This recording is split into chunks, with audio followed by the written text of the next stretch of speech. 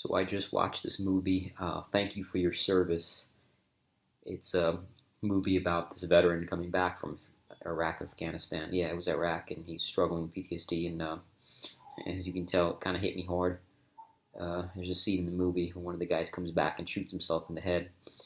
And I lost a junior Marine of mine when we got back from Iraq. He shot himself in the head too. And 3 weeks before that, he he asked me. He said, "Corporal Nanavati, can you take me out rock climbing?" And I didn't. I got busy with life. I'm not saying that would have saved his life, but it hit me while watching the movie. And if you haven't seen the movie, sorry, I know, spoiler alert. uh, so that was a fairly intense scene in the whole movie too. The main character, played by Miles Teller, he struggles uh, with this guilt that he should have been in this seat, where somebody else took his place in that seat, and that somebody else died. And when I joined my unit, it was this buddy of mine, and we were the same kind of Marine. We used to train together, do everything together. Even the rifle range, we used to compete together. And I always beat him by a few points. I beat him by like a few points in the rifle range. I still remember he had to buy me and my girlfriend at the time a drink at the Marine Corps ball because I beat him on the rifle range. And when we used to run together, I would beat him by a few points. And we kept trying to volunteer to go to Iraq together. And one summer, while I was here vacationing in India, he ended up finding a unit to go with. And I remember that when he was training, he used to call me, and like we were supposed to volunteer together. So twice we were told by the Marines we were going to go, and last minute they canceled it. And so finally he did end up finding a unit, and I didn't go with him because I was out here in India. And I remember him calling me. So while he was on the workup, he had gotten activated with this one particular unit. I can't remember which one it was, but he got activated with the unit while he was on the workup. The workup is the training before the war. He used to call me. I was back home in the U.S. at the time, and I remember once he called me, and he used to mess with me that I didn't volunteer with him because I had a girlfriend at the time. And I didn't go with him. That's just the reality of it. No excuses. But he used to mess with me that I didn't go with him because I had the girlfriend at the time. And so I remember once he called me while I was in the workup, while he was on the workup, the training for the war, and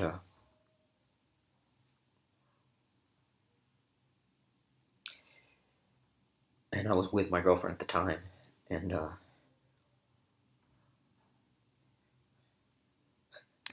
I just wanted to shoot this very real video, and just having seen the movie, because there's a point to all of this coming up here in a minute.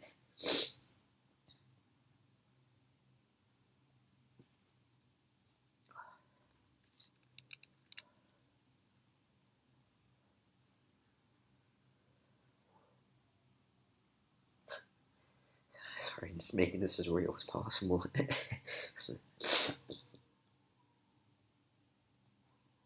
I'm not making it. It just is what it is. I'm talking it out for a very particular reason that I'm about to explain to you, especially for anybody struggling with all this kind of stuff. God damn. Give me a second.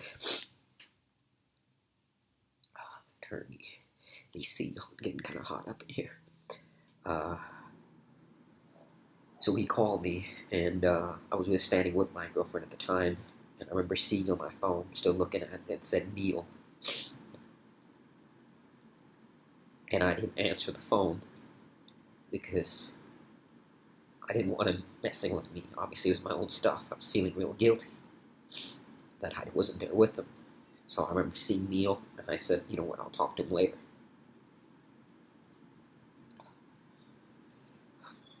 I didn't answer the phone because I was standing next to my girlfriend. Didn't want to deal with that, him messing with me, my own guilt about not being there with him, about not volunteering with him. And as you might guess where the story's going, never got to talk to him again.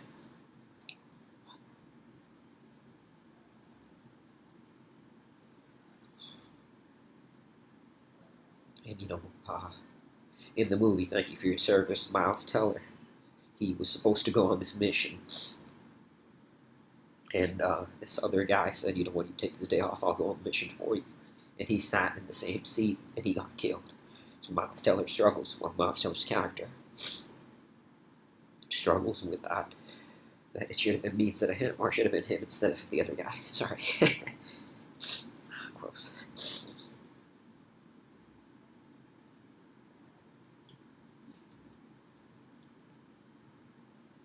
But where was I? So yeah, so it wasn't the same for me because I wasn't in Iraq with my buddy at the time. But when he did go, he got promoted to corporal. He was a good Marine, and so as a result, he was in a seat that I got hit with an IED. And I always felt that if it had been me that went in with him, I would have got promoted to corporal. You know, since I was beaten by a few points, that it would have been me that got that promotion, and hopefully would have been well, hopefully, or it would have been me uh, that was in his seat instead of him.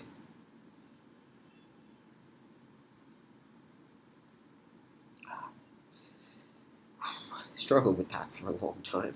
Clearly, it's still somewhat there. I've very much processed it, although it might not appear so. Been with it, handled it, learned to use my guilt in useful ways to finish Fearvana. Today, watching that movie triggered me for multiple reasons, both of which, again, it's like that movie was right up there. I mean, a guy feeling like he should have been in his other guy's seat, another guy died, losing a junior Marine, shooting himself in the head. Both those things were like right there. And I'm not saying I didn't do shit in Iraq, to be very clear. I didn't get shot, got out my limbs, nothing. Like, nothing severe, nothing crazy happened to me in Iraq, so, I was felt guilty for that too. But point being, I don't know what the point of that was, but I just want to establish it. I'm no like freaking hero or anything like that. I didn't do shit out there. Unlike Miles Teller's character in the movie who like pulled people off and like really saw some shit. But I struggled with that. That I wish I'd gone with him. And somebody asked me once recently, do you have any regrets in your life? And I said no regrets. And I've made a shit ton of mistakes, been in jail multiple times, drugs, alcohol, done a lot of dumb shit, but no regrets because I grew. But the one regret I always had, and to this day, to some degree now, it's kind of maybe better, but that I still should have gone with him. I shouldn't have been vacationing out, and I should have gone with him. And clearly, it still affects me from time to time, as you can see. Watching that movie was it's a good movie, intense, obviously, not an upper, but intense movie. It triggered me, and the funny thing is, though, this is kind of getting to the point. I wanted to share my personal story, but getting to the point for anybody struggling with anything like this, because in the movie, this will piss me off. I mean, it's not the movie's fault. I think this is how we all approach it. We talk about curing PTSD or curing depression. I spoke to this other kid just yesterday about curing anxiety and everybody's trying to get rid of this shit. But the shit is real, man. The shit is there. It's not something to get rid of. You don't need to cure this. You got to be with it. Life, like, because after you get rid of one thing, there'll be new fucking problems, man. Like, this bullshit about curing it. You don't cure it. You learn to thrive in it. Like, there's nothing wrong with post-traumatic stress. Like, it's not indicative of a disorder. This shit's fucking normal.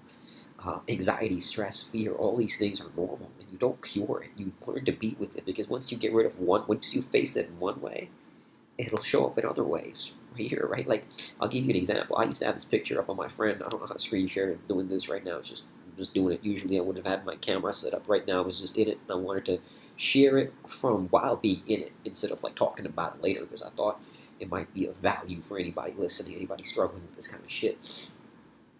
I had this picture of my friend, and it said, "This should have been you. Earn this life." And that was useful for me for a long time. It helped me like use my guilt and finish my book, Fearvana, and making a great impact now with it. I just got this email from somebody today telling me how my stories helped him beat his alcohol, and he's thriving as a result, and it felt so good, But today, point is, anyway, so I finished the book, and it's making an impact, but now I've changed that picture from "this should have been you, earn this life" to "honor his death, live this life." And that was a result of evolution. But it's not like that shit went away. You can see from my reaction why the movie triggers me. That stuff shows up. You gotta learn to be with it.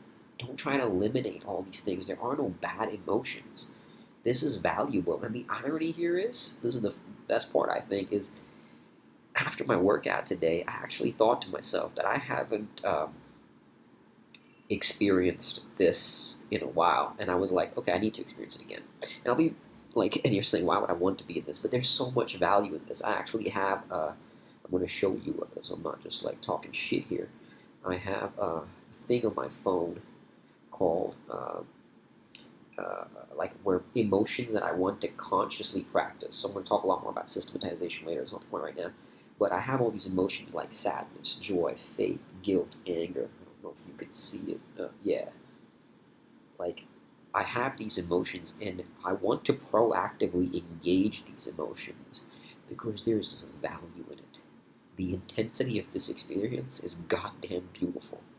But we gotta learn to be with it, learn to accept it, learn to thrive in it. There's nothing wrong with this. I mean, that's why I wanted to shoot it while I'm in it, shoot this video instead of being in it or getting out of it and then talking about it later. I just literally 5 minutes ago finished watching the movie, so it's still very much in my space, as you can tell. uh, yeah, so the point is that, like, whether you're struggling with post-traumatic stress, you're struggling with stress, depression, anxiety, guilt, these are not bad things. Like, use them, be with them, learn to find value in them. I actually, like I said, after the workout, I consciously said I want to practice experiencing these emotions because I want to be with them. I want to engage them. I want to feel like the intensity of this experience. Not only does it drive me in such a powerful way uh, to work, to do what I got to do to make a greater impact in the world, it allows you to feel the highs in a more beautiful way. Instead of numbing that shit out with medicines or whatever the hell ever, the movie they talk about, all the meds that they're giving out and stuff like that, don't numb the shit, feel it, be with it. However it shows up for you, Don't try to get rid of it. I don't reading that, but so yeah, I just thought about it. That's why we were sitting down with my mom and dad. I'm leaving India in a few weeks, so just spending time with the family, and they were like, "What movie you want to watch?" And I said this one, and they were like, "Are you sure?" They knew it probably triggered me, and I knew because it's like it was weird. Like I wasn't planning on watching it earlier. I just remember coming back from my workout saying, "You know what? I haven't experienced this in a while, and I want to." And when it happened to come up, I wasn't necessarily planning on watching a movie with the family, but when it happened to come up, I was like, "Let's do it." And it's intense. I'm like happy in this intensity, and that sounds so weird. I know it's like you're crying, sad, guilty, this, that, and everything, but it's like the emotion itself is the feeling, but it's what you do with it. There's that space between the emotion and your response, and it's like here's the emotion, and I'm happy in that emotion. And it sounds contradictory, but you can be happy in depression, you can be happy in sadness, happy in guilt, happy in whatever. Like, there's not a bad emotion. Happy in fear, happy in stress. I love freaking suffering in the gym. That's stress. That's fear. I was this weekend. I ran a marathon. I ran 6 of those miles straight up the hill, terrified, stressful. But I was happy in that. And right now, I'm happy in this sadness, happy in this guilt. Even though it might not appear to it, it hits me hard. So the whole point of this, I want to get for everybody watching. I guess I could ramble on. This is very off the cuff, clearly, as you can tell. Is if you're struggling with PTSD, if you're a veteran watching this, if you're anything you're struggling with depression, anxiety, learn to create a space between that emotion and your conscious choice to it, and learn not to judge it. It's not a bad thing. There's gifts in adversity, there's gifts in trauma, there's gift in every emotion. Create that space between stimulus and response, and you do that by consciously engaging the emotion, by being with it, not trying to silence it, not trying to eliminate it, not trying to get rid of it, not trying to freaking numb it out. The beauty of life is this shit. It's the emotional intensity of life is what makes it beautiful. Why would you want to live your whole life numb, right? Like, do you want to be static and numb your whole life? No, it's this shit. It's the highs, it's the lows, it's intensity. That's why I love long distance running. Within one run, it becomes a microcosm for life. You experience like the intense highs, intense lows, moments where there is no time. There's just pure peace, and that's what I love about endurance sports. And that's why I proactively choose to seek out to engage these emotions. This was not my intention to shoot this video tonight, to be in this space. It just happened to be, and I thought hope it'd be of value for anybody watching this. And I want you to know, especially if you're a veteran, but not just if you're a veteran, anybody watching, struggling with any of this, post a comment, reach out to me, man, or women, reach out to me, anybody, I'm here to help. I've been through it. Oh, touching on another point, again, off the cuff. When this happens, guess what my trigger used to be before? Alcohol, right? I remember walking past my parents' bar, seeing the alcohol there. And I've practiced this technique now where I actually used to activate the trigger, the desire to drink, by being in these spaces and then separating myself from the trigger. Not recommended for everybody. You really gotta build that mindfulness to be separate from your emotions and your brain and be something higher than that, like that higher level of awareness. but it's not always easy. Point being is that like the alcohol trigger is no longer, even if the trigger is activated, I'm so separate from it. And to be honest with you, today it was barely activated. In fact, I actually wanted to activate it. I don't think it was like, I remember looking at it and I thought to myself that I wasn't feeling it because this time the emotion was not, I was not a victim to this emotion. I was proactively seeking it out. As a result, I was ready for it. As a result, I can find value and I can be with it in a different way because I'm not letting it affect. I'm not like letting it just show up. I'm engaging it proactively. And so that I can rise above the emotion and find happiness beyond it, inside of it. Does that make sense? Like I said, even in the depression, even in low points, there's happiness in that lowness, which is what I am now. Like I'm happy crying. If that makes sense. It might sound crazy. You gotta practice this. You gotta feel it. You gotta feel the intensity of this to be with it, to really get it.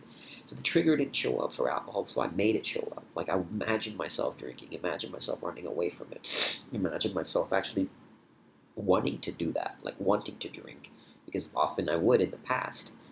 And then I was able to separate myself from that. But I activated the trigger intentionally so that when the next time this emotion shows up, let's say that I'm not ready for it, I'm so much more ready for the trigger because now I've proactively engaged it. It's like, I mean, it's like training for anything. You know, if you're training for a marathon, you build up your training, you build up your stress levels, you learn how to handle stress. You know, you learn how to handle 20-mile runs so that when the 26 shows up and you hit a pain place, you're ready for it. It's the same thing that, like, now I'm ready for this emotion if it shows up when I'm not, like, when life hits me, as opposed to being proactively engaging it. That's the value, proactively engaging it. So the whole point of all this, you know, every emotion is valuable. Don't run away from it. Post-traumatic stress is not indicative of a post-traumatic stress disorder. If you feel this shit, if you feel guilty after that, I get it, man. Like, I get it. I get that character in the movie very much so. The movie based on true stories. That's a real guy. Um, um, and there's nothing wrong with that feeling. It's a very normal human response to an experience like that. When you go to war with your brothers in arms and you feel like it should have been you instead of him, that's a normal human response to that. That's like, I mean, if you give a shit about those people that you serve with, of course you're going to feel that, you know? So absolutely, like, embrace it. Turn it into something useful. Don't run away from it. Find the gift in it. There is gifts in this. In fact, it's the intensity of this that's probably the best part of my day today. So much better than the good workout, don't be wrong, but I'm glad I watched that movie. I'm glad I'm here now with you, with anybody watching this. And I'm glad I brought this all up. The intensity is magnificent. Yeah, that's all I gotta say. Like I said, this was very off the cuff, so I hope this is of value. Reach out to me if anything's unclear. I'll probably shoot something a little bit more clear, structured, and you know, with some more tangible takeaways a little later. I just thought there'd be value in sharing it while I'm in it, because right now I'm in it, and I activated the trigger to drink and allowed myself to separate myself from that trigger.